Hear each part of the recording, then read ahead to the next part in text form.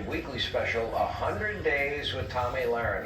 Welcome both of you. Tommy, we start with you. You know, for 9 years, I look at the media. They threw everything they had at this guy.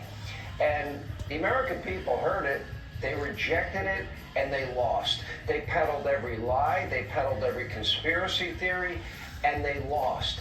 And now, they've lost their audiences. Continuation. And now they just doubled down on all that they know. Hating Trump 24/7, doubling down on stupid, which I'm actually fine with, because that increases the odds that my ratings go up. The ratings, so stupid. Well, listen, Sean, there's something that the young Gen Z folks say. They say get out and touch grass. And get out, touch the grass. Get out, smoke the grass. Fed weed for veterans. Interact with everyday Americans. Disabled veterans. Maybe come to Tennessee, maybe go to Florida, maybe go somewhere in the Midwest. Why they gotta worry about what state they're driving through?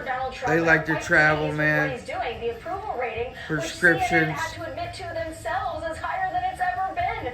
And that's actually unheard of for a president in his second term, and albeit in touch the grass, man. Get out there and talk to people. You freaking we're talking about those clips of seriously. I do hope the American people were tuning into that segment, even if they're not watching that network on a regular basis, because what Vice President J.D. Vance did is really school that network and the viewers they have left on the rule of law. And when she's saying, oh, we don't know if this person was radicalized before they came to our country illegally or after the fact, that reminds me of on ABC News when Martha Raddatz, prior to the election, said only a couple of apartment complexes are being taken over by criminal alien gangs. How many apartment complexes is too many? But perhaps they showed it. It's one room in a building. 9 years, they threw every lie, every. I knew a building that one apartment room was taken over.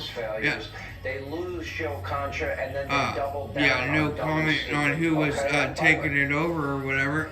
Yeah, but look at what we've seen over the past 7 days, Sean, during the president's first week. I mean, it's been one craptastic narrative after the other. I definitely picked the wrong week to stop sniffing glue. I mean, first, there were the salute truthers when it came to Elon Musk, and that alleged Nazi salute that even the ADL says was no such thing. I mean, Musk only visited Auschwitz last year and denounced anti-Semitism. That's crazy. Without ambiguity, but that made its way to the reporting for some reason. One room in an apartment building was too much. Talk policy. These kinds of Hail Marys are all Democrats and their allies in the media have. And then there was a few anchors on cable and broadcast news demanding to know why, including Margaret Brennan, why Trump hasn't lowered the cost of groceries and eggs yet. I mean, after all, it has been a whole 7 days since the inauguration. How come my eggs are cheaper in 7 days? Trump and number. Can be fixed with an executive So order. stupid. Go ahead, I'm sorry. Hey, no, I want people to know what you're talking about. Literally, well, you promised on day one the prices would be down. And I'm like, what are you talking? These people are so dumb.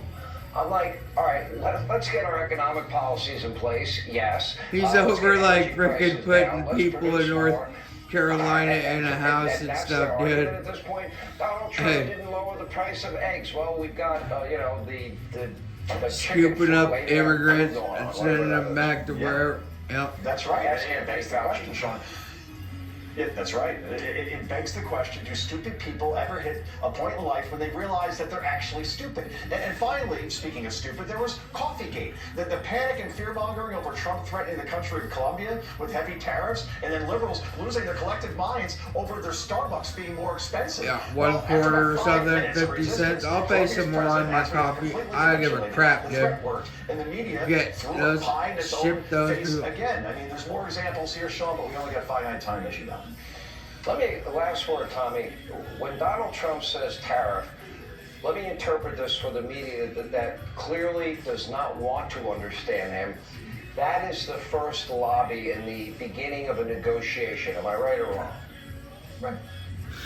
You're exactly right, and it's incredibly effective, which is what Joe just discussed. I think it was a couple of hours before we saw a complete reversal. Colombia wanted to be the big dog in the park, and then they realized that they weren't. Donald Trump quickly reminded them, probably while he was golfing, by the way, which is also iconic, they're not doing the Democrat Party any favors. The golfing. Because the Democrat elected politicians are watching this, and they're thinking that they have a chance, and they simply don't. Go out and talk to real Americans. Go and get out there, touch the grass. To be honest. to watch them lose their minds and go right back, revert to form, and go right back to Nazi, Hitler, Stalin, Mussolini. Oh my God, it's so racist. disgusting.